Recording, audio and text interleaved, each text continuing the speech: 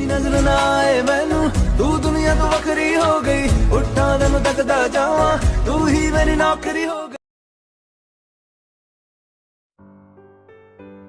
Vine stepped into the Jeon household, the familiar warmth greeting her. As she stepped into the kitchen, Mrs. Jeon was already setting the breakfast on the table. The moment Mrs. Jeon spotted her, her face lit up with a warm smile. Vine, good morning, sweetheart. The woman greeted her with a beaming smile. Have you eaten yet? Come join us for the breakfast. Vine smiled politely and shook her head. Thank you, auntie, but I already ate, she said with a soft smile. Where is Isha? We are going to be late for school. Mrs. Jeon chuckled, glancing towards the stairs. Look at you already, but Isha is still sleeping. I just called her for breakfast many times, but she hasn't come down yet. She needed to be serious, acting up to her age. She sighed in distress. Will you go up, dear, and wake her up for me? Vine nodded happily. Don't worry, auntie, I'll go get her. Vine made her way to stairs, excited to wake up her best friend. But as she reached halfway up, her foot slipped. She shrieked slightly, her eyes squeezed shut from the sudden rush of fear. But before she could hit the ground, a strong arm wrapped around her waist, while another hand grabbed her wrist, stopping her fall. Vine's eyes widened as her body froze. Realizing she was safe, slowly she opened her eyes and found herself staring into Jungkook's intense gaze. Her heart pounded in her chest as she stared at him. Jungkook's grip tightened slightly, his face unreadable. His touch was firm, protective, and for a second everything else blurred for her. She had been crushing on him for first moment she saw him, and it's been more than 2 years, almost 3 years ever since she moved next door to Jeon's. But he had always been distant with her, avoiding and not acknowledging her presence. Even to the moment she believed that he was avoiding her on purpose. Vine was frozen, lost in his gaze. Her mind screamed at her to say something, but words refused to form. His breath caught in her throat as her feelings overwhelmed her, but their moment interrupted when Isha appeared on her bedroom door. What happened? I heard a scream. She stood outside her bedroom, eyes widening as she saw her brother holding Vine. Jungkook, realizing their position, quickly let go of Vine, clearing his throat as he helped her stand properly. Someone has a wish to break their pretty face early in the morning, he muttered, acting nonchalant. Be careful next time, he told to Vine, his voice calm but slightly gruff, as if trying to shake off the moment. Without another glance, he turned and walked downstairs. Vine, still dazed, could only watch him disappear around the corner. Her heart was still racing, and she barely registered Isha's presence until she felt a light tap on her arm. You are really bad at hiding your feelings, you know that, she teased, nudging Vine gently. Your face is showing everything. Vine's cheeks flushed, but she couldn't deny the feeling that had only grown stronger. Isha sighed, shaking her head playfully. I'm telling you, Vine, Oppa is way too cold for you, and you should find someone else. Vine didn't say anything, her heart still caught up in the moment. No matter what Isha said, she couldn't stop herself from falling for Jungkook more and more each day. Isha shook her head, seeing the awestruck look on Vine for her brother. Come on, she finally said, dragging Vine down the stairs. Let's breakfast before my mom started shouting again. Vine sat at the breakfast table, finally convinced by Mr. Jeon to eat at least something. As they eat, making the usual light chatter, when footsteps echoed from upstairs. Finally, Jungkook descended the stairs, properly dressed this time, his hair perfectly styled. Looked more handsome than ever, and Vine's eyes instinctively turned towards him. She felt her heart skip a beat, but quickly turned her gaze back to her plate, not wanting anyone to notice. Jungkook, she called her son, seeing him all dressed, moving out. Where are you going so early? I have some important errands, Amma, he replied, his tone distant as he moved towards the door, clearly in a hurry. But before he could leave, Mr. Jeon's sharp voice cut through the room. Jungkook, sit down and have breakfast. The tension was immediate, thickening the air around the table. Jungkook paused, his jaw tightening, but he turned back, grabbing the chair beside Isha, sitting down silently across from Vine. Everyone resumed eating, but the atmosphere had shifted. I heard you finalized the negotiation of the new deal. Jungkook shook his head slightly, still focused on his plate. No, I didn't. Mr. Jeon's face darkened. Why not? It should have been done by now. The terms weren't good enough. We lose more than we gain, he replied evenly, not meeting his father's gaze. Mr. Jeon scoffed, his tone taking a mocking edge. More excuses, Jungkook. Maybe if you weren't so distracted, you learn how to handle things properly. Or maybe you just don't have it in you after all. I noticed the way Jungkook's hand paused, his jaw clenching as he stared down at his plate, his knuckles white around a fork. The tension grew thick as everyone felt the anger radiating off him. Jungkook finally spoke, his voice cold and measured. I know what I am doing. I won't rush into something that'll hurt the company in long run. That's the problem, Jungkook, he shot back, his voice dripping with the disappointment. You always think you know best, but all I see is someone who is afraid of taking responsibilities. Jungkook's grip tightened at the fork, but instead of responding, he abruptly stood up from the table. I don't have time for this. Mrs. Jeon immediately stood, trying to soothe the situation. Jungkook, please.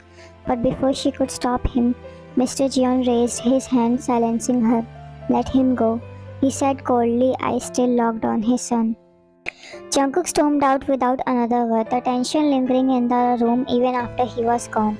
Van's stomach twisted, knowing how strange Jungkook's relationship with his father was.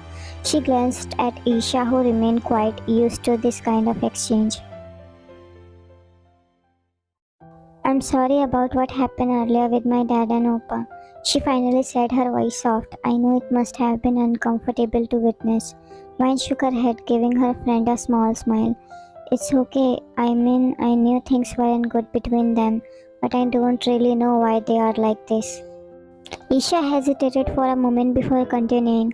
You have been with our family for long enough, Van, and everyone really adores you a lot. You are practically family to us, so I think it's only fair for you to know the truth. Van listened closely. Isha took a deep breath, keeping her eyes on the road. Before you moved into our neighborhood, Jungkook Oppa was sent to a juvenile detention center for 1 year. Van's eyes widened in shock. I don't know properly either, as no one in-house talks about that incident, and I was only 11 at that time. All I remember that was the first time I saw Oppa raised his hands on Oppa for tarnishing the image of family, as the police came to the house arresting Jungkook Oppa for. Van gasped, covering her mouth. That can't happen. He won't do something like this. She doesn't know Jungkook for years, but all the time she had spent at Jeon house, she had realized that Jungkook is a very well-mannered person. Even he could appear cold, but he wouldn't do something solo. Isha smiled sadly, looking at Van. I know, right? We all were shocked.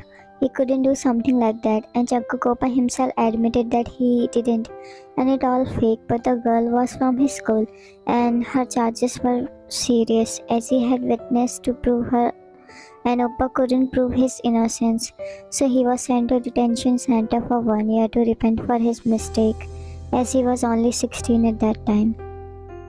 Van couldn't imagine the pain Jungkook might have gone through. Her heart ached for him, even more knowing why he was so guarded. I know it hit him hard. The only person who believed Oppa was my mom. My dad, he didn't take it well and blamed Oppa, accusing him for tarnishing the family's reputation.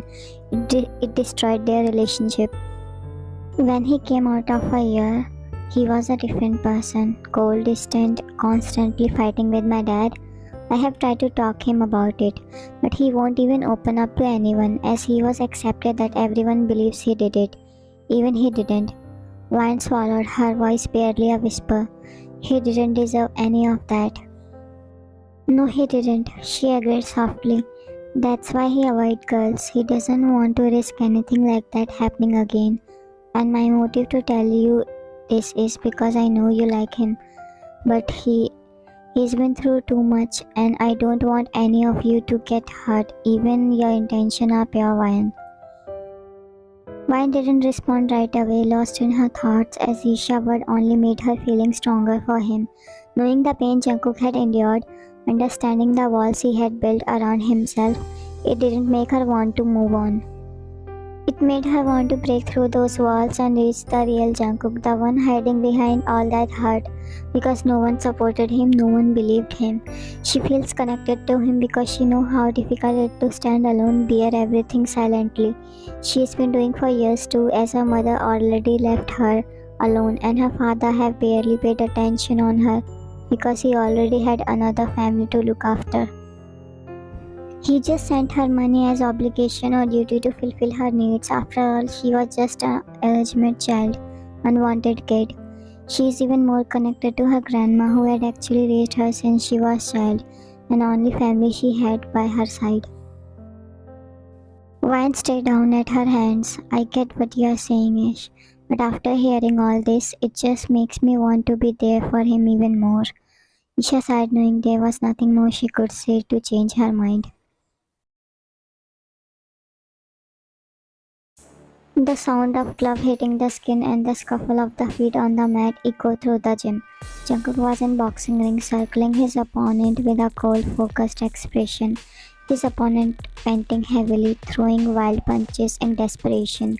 But Jungkook dodged them effortlessly, his movements swift and precise. Come on, he taunted, his voice low and dangerous. Is that all you got?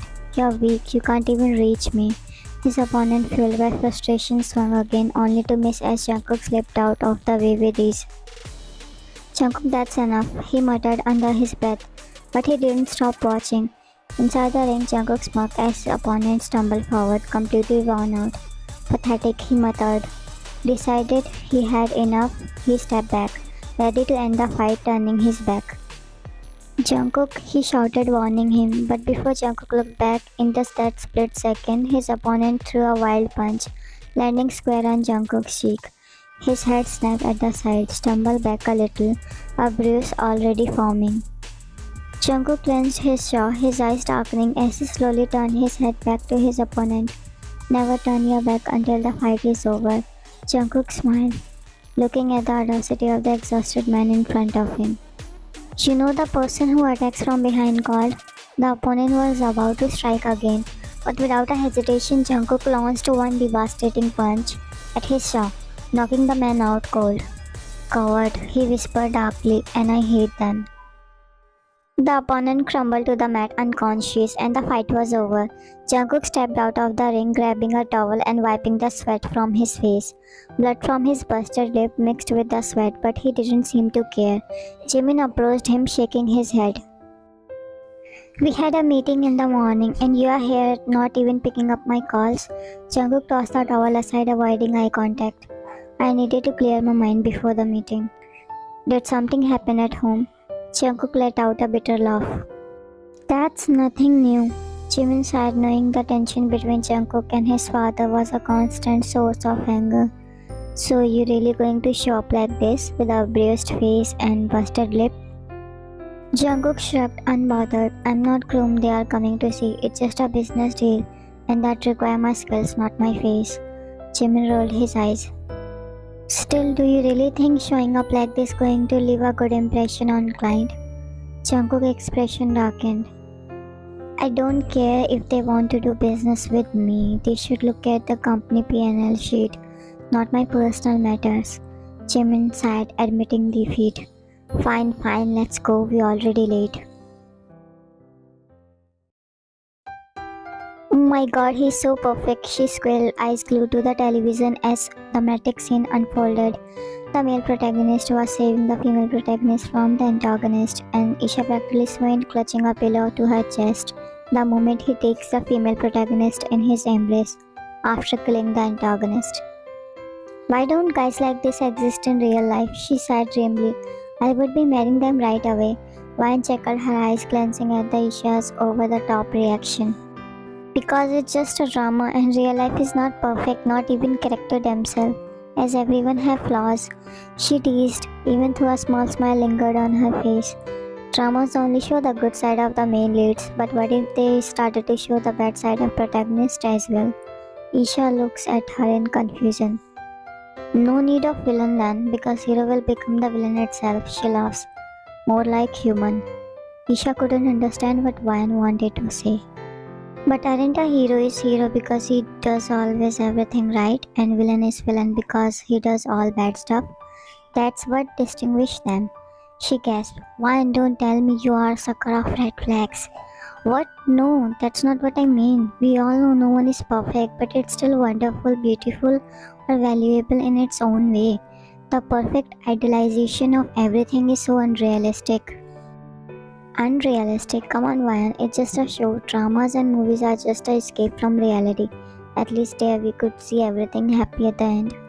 You're right, but I want something imperfectly perfect. Agreed with the happy ending part though. They both laughed together. Just then the front door opened and the both girls instinctively turned to see Jungkook walking in looking rushed. Wine Eyes followed him, her heartbeat quickening slightly, but he didn't even glance their way. He was already heading upstairs. Jungkook, dinner is almost ready, she called out from the kitchen. I'm not hungry yet, he replied curtly as he disappeared up the stairs. Mrs. Yeon sighed, arranging the plates on the dining table. Isha plopped down in her chair, rolling her eyes. Looked like he's still in bad mood since morning. Mrs. Yeon wiped her hands on her apron, then looked at Isha. Go call your brother down for dinner. Me? She quickly shook her head. No way, Oppa looks like he's still angry. I'm not going. Mrs. Yeon sighed again, but this time her eyes landed on Wine, who was still standing by the couch. Wine dear, could you call him down? He might even listen to you. Wine hesitated, glancing nervously at the stairs. She didn't want to get caught in the crossfire of Jungkook's mood, but she nodded. Okay, I'll go. With a deep breath, she made her way upstairs, her heart beating just a little faster. Wine stood outside Jungkook's room, her hand hovering near the door. Hesitating, she wasn't sure if she should knock or turn around and leave. Just as she mustered the courage to knock, the door swung open, revealing Jungkook freshly showered and dressed in comfortable clothes. Her heart fluttered at how effortlessly cute he looked, but her gaze quickly shifted to the bruise forming on his cheek. Without thinking, she lifted her hand to touch it, concern evident on her face. Before she could make contact, Jungkook caught her wrist in the midair, stopping her gently but firmly. What are you doing? He asked, his tone flat but curious. Wine blinked, snapping out of her trance. Oh, Auntie is calling you downstairs for dinner, she said, trying to sound casual. Jungkook sighed, releasing her hand. Tell her I have already eaten outside, I'm not hungry. Before he could step back inside the room, Wine spoke again, her voice softer. How did you get that bruise? His expression hardened slightly, his voice turning cold. It's none of your business. Wine nodded, not wanting to push further. Just take care of it, it looks bad. I will, he muttered, clearly wanting the conversation to end. You should go. With that, Wine nodded again and turned to leave. As she walked away, the door closed behind her, a soft heart echoing in the hallway. Jungkook sighed, relieved to finally be alone, and lay down on his bed. Barely 5 minutes had passed when he heard another knock on his door. He groaned in frustration, dragging himself up, already exhausted from the day. He swung the door open, expecting more interruption, only to find Wine standing there again. What now? He asked, his tone slightly irritated. Did you forget something? Wine shook her head, holding something out towards him. I just wanted to give you this for your bruise. She knew he won't treat the wound pretty careless when it comes to take care of himself. Jungkook glanced down to see a bandage in her hand. He reached out to take it, and for a moment his irritation wavered, replaced by something softer, though he hid it well. His eyes flickered over the bandage and he realized it was a small pink Hello Kitty one. Wine gave him a small shy smile before quickly turning and disappearing down the hallway. Jungkook stood at the doorway staring at the bandage in his hands. He turned it over, examining the cartoon character on it, and then looked down the hall where Wine had just vanished. Jungkook's cold demeanor softened, replaced by a calm he couldn't explain. No matter how hard he tried to keep his distance, every time he was around her, his walls crumbled, leaving him exposed and vulnerable. Why did she always have this effect on him? She made him feel things he didn't want to feel, forcing him to be gentle, to be the soft person he had worked so hard to leave behind. He had learned hard way to shield his heart and he wasn't about to change that for anyone, or so he told himself. Sighing, he slipped the bandage into his pocket. It wasn't the first time Wyatt had given him something like this, but he cherished each little thing she gave him. Not that he ever let Wyatt know, of course. He'd grown used to her small gesture over the years. Even if he tried to act in front of her that he didn't pay much attention to them, still he acknowledged them in his own quiet way. With another sigh, he closed the door, keeping the bandage in his pocket as he lay back down. Good morning, everyone, the teacher said, standing in front of the class. I hope you all are ready for today's lesson. But first, I have a news for you. Everybody exchanged curious glances. Mr. Wang was known for being unpredictable, and Ryan had a feeling something big was coming. I'm assigning a project, he announced, causing the entire class to groan in unison. The assignment will be due by the end of the week. Isha immediately groaned louder than the rest, slumping in her seat. Don't tell me he's being serious, she whispered to Ryan, who gave her a sympathetic look. Mr. Wang continued, unfazed by the murmur spreading through the room. This project will also carry significant weight in your final marks, so make sure you put in your best effort. At the mention of the final marks, the murmur grew louder, and more groans echoed around the classroom. Isha buried her face in her hands. How are we supposed to finish this in such a short time? She whispered, clearly frustrated. Did he even think before giving assignments a total?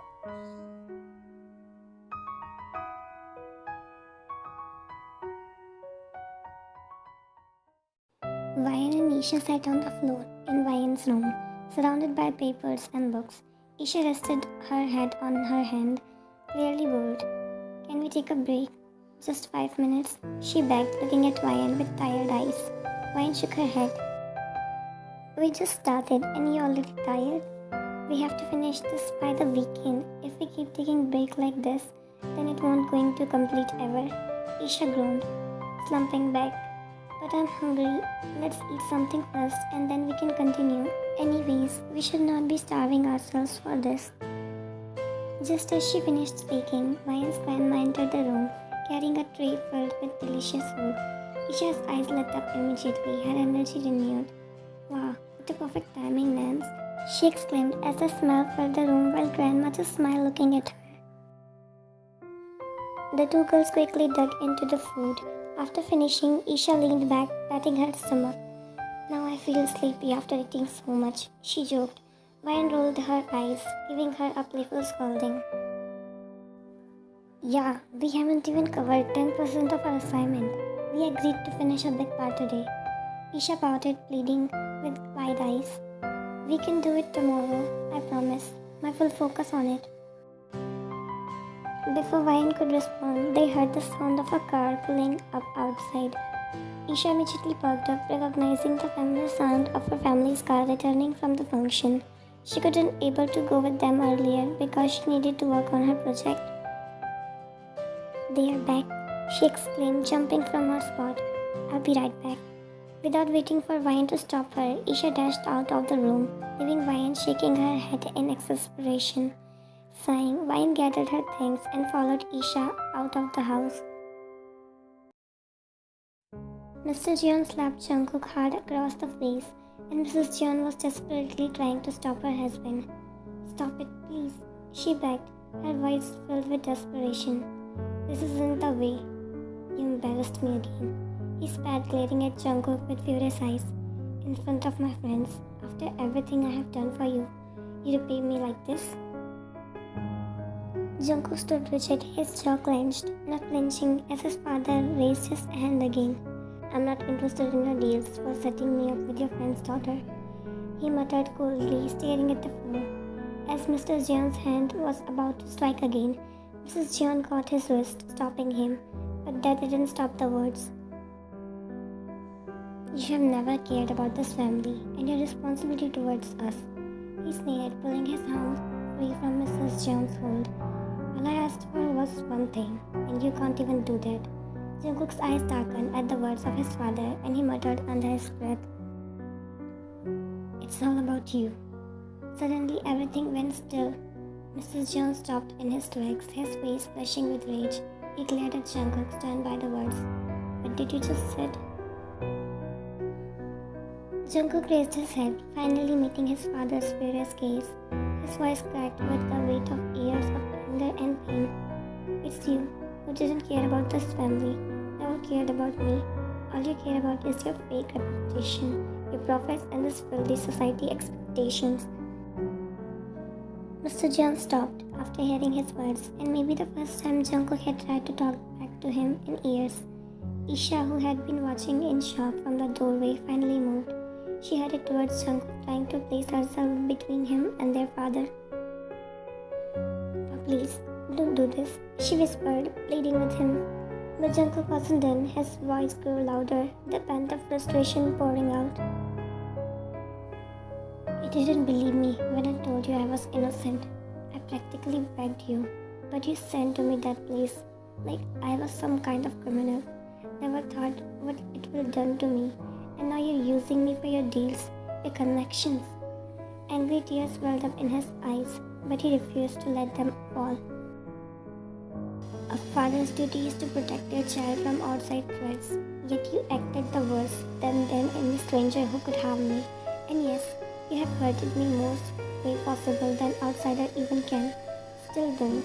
His fists were clenched so tightly that his knuckles turned white. You hate me. You hate the person I have become, but this who you made me. And because of you, I despise relationship to the point I have lost my faith in them. Still you tried to force me to be in something that I despise the most. Mr. John stood still, momentarily speechless after hearing everything, while Mrs. John was crying silently as the weight of Jungkook's words sank in. The tension in the room was suffocating as no one dared to say anything. I'm done living by your rules. I don't have strength to follow them anymore. I'm sorry. Without another word, Jungkook stormed past Isha and Mrs. John. Ryan, still standing at the gate as tears filled in her eyes as well, saw Jungkook leaving the house in rush.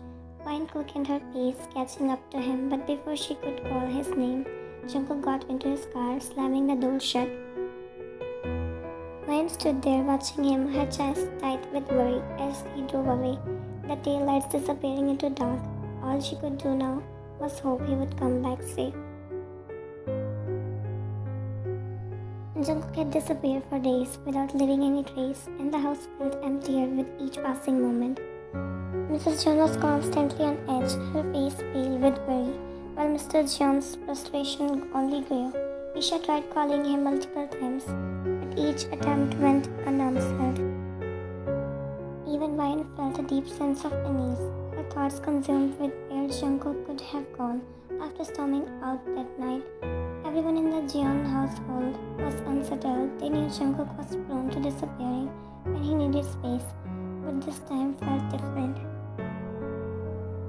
His absence lingered heavier than before. Ryan couldn't stop thinking about the look in his eyes before he left, the anger, the pain, and the weight of everything he hadn't said. Meanwhile, Jungkook decided to stay at Jimin's place. His best friend's apartment was a safe place where he could lay low and deal with his thoughts. He didn't want to face anyone, especially not his father. For days, Jungkook stayed there in silence, barely speaking to Jimin, who respected his need for solitude. The ache in his chest refused to go away, and no matter how much he tried to shut out the world, the tension from everything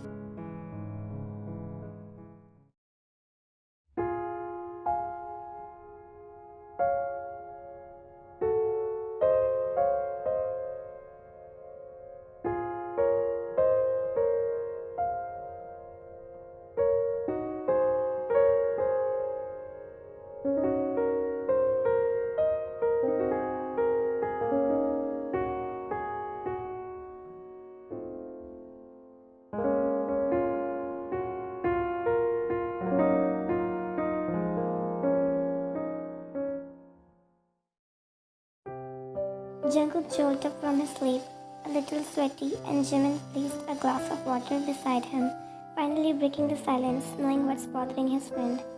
Are those voices still haunting you? They never left actually, he said, sighing, rubbing his eyes as he takes the glass, drinking the water. So did you thought about when you're gonna talk to them? He asked carefully, trying to read Jungkook's face. I didn't thought about that. Jungkook, you can't hide forever. They're worried about you. I'm tired of lying to them. Jungkook stared blankly at the ceiling, his voice hoarse when he replied, I'm not ready to go back. Not yet. Jimin sighed, sitting down beside him. But you gotta face them. Disappearing won't solve it either. Jungkook knew he was right, but he wasn't ready to face the storm waiting for him back home. Not yet. The dim lights of the lounge flickered as Jungkook downed another drink, the burn of the alcohol doing little to numb the storm raging inside him. He leaned back, trying to lose himself in the loud music and blurred faces around him, but it was futile. The past days had been a haze of anger, frustration, and isolation as he avoided everyone. Suddenly, through his clouded vision, he saw a figure stepping into the lounge, dressed up in a simple clothes that stood out against the glitzy crowd.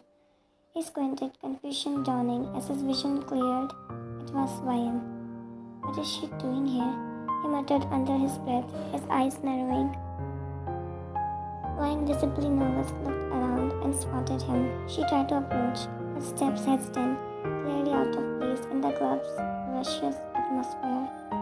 Jungkook's gaze darkened as she drew closer. What are you doing here? He demanded, his voice thick with annoyance as she reached him. I came to find you to bring you back, she said, her voice barely above the pulsing music. Jungkook was almost seeing her here, as he now believed that Ryan would be the one reaching out to him. He let out a bitter laugh, a little bit intoxicated, mocking her words. Bring me back? You shouldn't be here in the first place. Just leave, Ryan, he said, turning away from her, as if her presence was nothing more than an irritant. Jungkook, it's urgent, she insisted, her voice shaking but determined. He snapped back at her. Why are you so persistent? Can't you see? I don't care. Just leave. If my own family doesn't care about me, why the hell you do? His voice was harsher than intended, but his frustration was boiling over. That's not true, Jungkook. But he shut her up, telling her to leave. Ryan was still adamant to persuade him, but a man from the crowd approached her, his gaze gleaming and unwelcome. Hey, come with me for tonight. The man leered, mistaking her for the one of the club girls. Ryan immediately stepped back, trying to escape the situation. No, I'm not. The man grabbed her arm, his words becoming more vulgar. Panic flashed across Ryan's face. As she tried to walk away, her focus still on Jungkook, but the man tightened her grip. The moment Jungkook's attention snapped back to Ryan, his eyes widened in panic. Anger seeped through him, seeing the unknown man forcibly trying to touch her. He immediately shot up from his seat, his face now cold as steel. Without a word, he grabbed the man's wrist, twisting it painfully. The man howled in agony, eyes wide as people around them turned to see the commotion. Let go of her. Jungkook rolled, his voice dangerous. The man tried to pull away, attempting to throw a punch, but Jungkook dodged easily.